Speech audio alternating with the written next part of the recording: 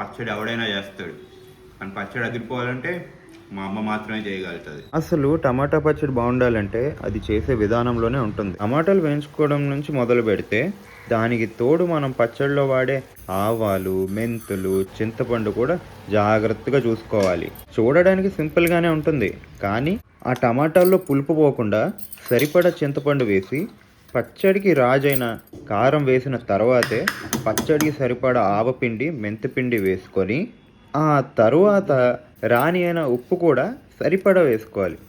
ఇంకా కొద్దిగా పసుపు వేసి మంచిగా కలుపుకోవాలి. మరి మీ ఇంట్లో మీకు అలవాటు ఉందో లేదో తెలియదు కానీ మా ఇంట్లో అయితే వెల్లుల్లి పేస్ట్ అయితే కలుపుకుంటాం. ఇంకా ఏదో తక్కువైంది కదా, వేడి వేడి నూనెలో పచ్చిశనగపప్పు, మినపప్పు, ఆవాలు, ఎండుమిర్చి ఇవన్నీ కాగిన తర్వాత అందులో వెల్లుల్లిపాయ, కరివేపాకు వేసుకున్న తర్వాతే పచ్చడిలోకి తాలింపు రెడీ అయినట్టు. ఇప్పుడు ఈ వేడి వేడి తాలింపు మనం ఎందుకు చేసి పెట్టుకున్న దాంట్లో వేసుకొని ఇంకా మెల్లిగా కలుపుకోవాలి.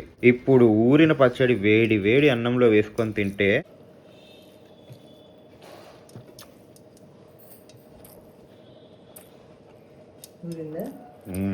ఊరిన చాలా బాగుంది. సరిపోయినాయి అన్నీ. అలాగే ఇంకొంచెం నెయ్యి వేసుకొని తింటే